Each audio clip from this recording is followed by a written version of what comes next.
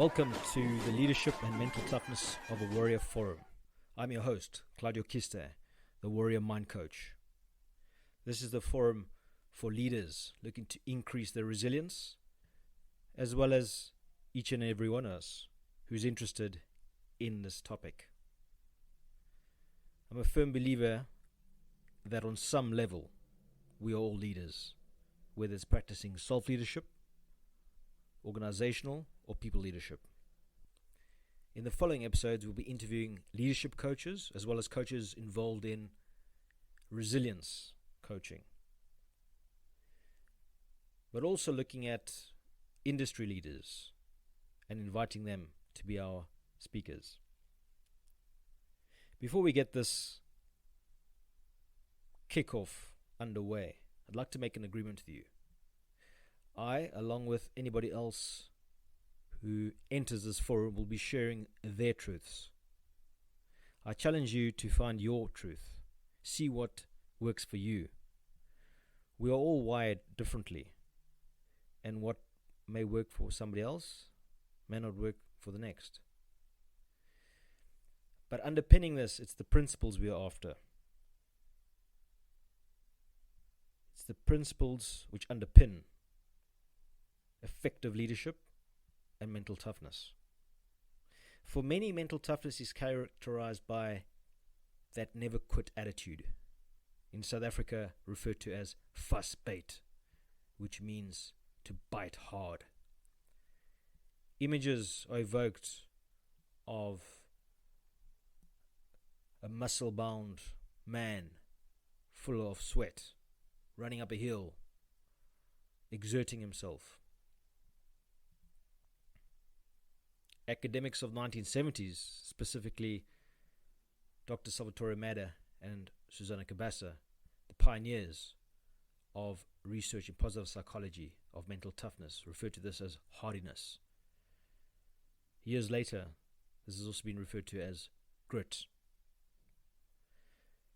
But whatever you refer to it as, this image of that never quit attitude is a part which dominates the image, but is not all of the image. Because what we are talking about is sustainable mental toughness, not just biting hard, showing the grit and determination. That is only two of the pillars of mental toughness. We're talking about that ability to get up day in, day out, and repeat sustainable mental toughness.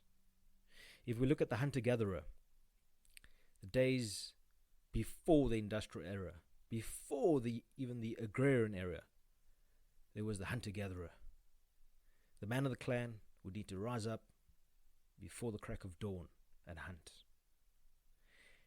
Every day, no matter what the weather, no matter how he was feeling. And as his years advanced, unless there was a younger man in the clan, he would continue to do so until the end of his days. This is the mental toughness to which I refer. Going back to leadership and mental toughness in its pure form, before the influence of technology or politics or anything which we see today. This image of this determined individual is what's given rise to the Stoic association of mental toughness, which has drawn great admiration of many, and typified also in Hollywood movies. In South Africa, this is also referred to as volkvoort, which, although bordering on what one could call a swear word, it really could also be described as soldiering on, to use English wording. But this is essentially a robotic action, akin to a dead fish going through the motions, just pushing on, not necessarily with a purpose. If we add a purpose to it, it then becomes soldiering on through thick and thin towards a purpose. And this is the very essence of self-leadership. But where did my interest all start in this? To share a little bit more about myself before the subsequent episodes where guest speakers will be invited. I would say that growing up, I did not regard myself as being typically gifted, whether in sports, physically, or academically. But I had a number of breakthroughs, real breakthroughs, where described as that moment where the impossible becomes possible. And new neural pathways were formed, which previously had not been there, described as limiting beliefs. One story I'd like to share is my mathematics journey. Growing up, I struggled with maths at school. But if I'm honest, it's because I did not put in the effort. But according to my teacher, I wasn't good enough. I came back to my desk the one day. Everybody was seated, and there was a note on my maths result, which I'd failed. In red ink, the teacher had said, "Claudio, you don't have what it takes. Suggest you drop maths." I was fuming for two reasons. One, that this teacher had categorized me, not even interviewing me, asking me, I could have had personal issues or family problems. And secondly, I thought that everybody in the class had seen what was written on my desk, so it was a element of humiliation also. And I was 16 then, and I made a promise to myself that this was not my story, and one day I was going to rectify that and smash through this belief which the teacher was trying to impose upon me. So when I had my opportunity, when I was in the military, I had an opportunity to go to the military academy to study for a degree. And I chose a degree in pure mathematics, which to many is considered amongst the more difficult natural sciences. And especially for me, I felt this way about it also. And that is exactly why I chose to undertake a degree in pure maths. After 3 odd years, which I might add was not even easy to get into because I didn't have the sufficient marks. I did cling on for dear life and managed to scrape through maths at school, but I had to write a series of entrance exams and so forth, and go on special courses to get onto the program. And after 3 years, I graduated with a degree in maths. And this is after the teacher said I wasn't even good enough for school level maths. And I have a number more of examples where limiting beliefs were smashed. But that's enough for now about me. At this point, I'd like to stress that in today's age of VUCA, uncertainty is just a mere component. The world is beyond uncertain. As we've seen, previous to 2007, there were periods of stability. We had Asia Financial Crisis, 97, .com 2001, September 11th, 2001, and then every few years, stable, and something happens. But in 2007, we had the subprime crisis. Every year since then, we've had a little surprise popping our way, be it the sovereign debt crisis, COVID, and even the riots which appeared unforeseen. And this is the way the world is today. We cannot rely on institutions or leaders to give us everything we want. In part, it's down to us to ensure that we do our necessary work to increase our resilience and step into our power. And there are many debates as to why the world is in VUCA. You could blame it on many different points, but the bottom line is that we are also in this day of wisdom, where everybody has access to a means of social media and the risk of being manipulated by fake news and so forth.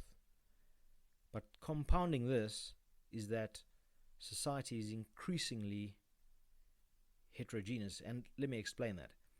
If we look at the graphs of the OECD countries, the number of individuals born outside of the country, right, non-native, so to speak, that is increasing. And this also puts pressure on the sense of identity, because if people who settle in the country are not buying into your history or sharing your value and your vision, then there is an issue with the sense of identity, because the collective unconscious does not necessarily share the same value, which is actually the driving force of this united entity. This leads to an instability and this lack of shared values, and culture is influenced accordingly, and the result, lack of unity. So it's the individual who also needs to make a stand themselves in order to withstand all this turbulence. Now, there's another little story I'd like to share, and to create further context. After leaving the military, I decided to change my career and enter the corporate world. And underpinning my military journey and the journeys thereafter was leadership. I was just short of 25 years old when I became second in command of a smaller warship with limited number of officers, 4 or 5, as opposed to in excess of 10. So as the saying went, there's no place to hide. The second in command and the officer commanding will scrutinize you, and they will put you under pressure and overload you with responsibility. It's sink or swim. But in terms of progression and on the hours practical experience, it's highly beneficial. And you also have exposure to unstable sea conditions, being on these smaller warships. Similar parallels can be drawn upon small organizations in the corporate world, where there's less hierarchical structure. Almost anybody can be successful. In fact, one of my mentors insists that anybody can be successful. And that is what NLP is all about, is that modeling of excellence. Now, underpinning this is mental toughness. Again, we cannot rely on the external world to dictate our internal. If the frequency around us is low and we absorb that low frequency and then do not perform because we ourselves are going in a slump, how can we demonstrate those 3 C's of mental toughness? Being in control, taking on challenges, and showing commitment. It makes it virtually impossible. So therefore, there are techniques to boost your frequency and boost your mental toughness and boost your morale and evoke that warrior within. Not letting this external world dictate your internal. Which brings me down to daily rituals. And many people ask me, when is a good time to do a daily ritual? Which typically is your affirmations, but exercise, your invocation, your prayer. And for me, it's the morning. And I'll tell you why. But first, if you're one of those people that sleep during the day and work during the night, I appreciate that the start of the day for you is not the morning. and it would probably not make sense for you to do it then. I understand that. So this applies to people who work during the day. And the reason I prefer the daily ritual to be in the morning is that when we are sleeping, this is your parasympathetic nervous system, your rest and digest. And when you're awake, this is your sympathetic. And the way society does that switch when you wake up is through coffee and other stimulants. By doing a morning routine, you do a natural switch over and gain that sense of alertness by feeding nutrients to your body, mind, and soul. Secondly, the reason that I often hear is that if you do it in the morning, then it's done. Because if you say, I'm going to do it midday or evening, things do pop up. And then it just can just get delayed and end up not happening. And that has happened to me numerous times. The morning, it's done.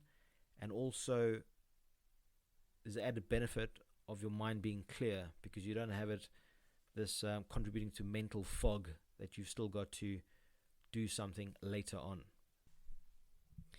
The third reason, which is probably a bit more of an uncommon reason, unlikely that you'd hear this around, but something that I also believe, and why I'm an adherent of morning routines, is that I do not believe we are originally from this realm.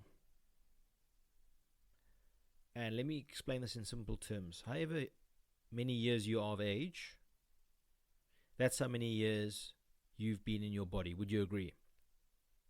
And before you were in your body, where were you? Now, depending on your beliefs, this would differ. But can we agree that we were not in our physical bodies because they didn't exist?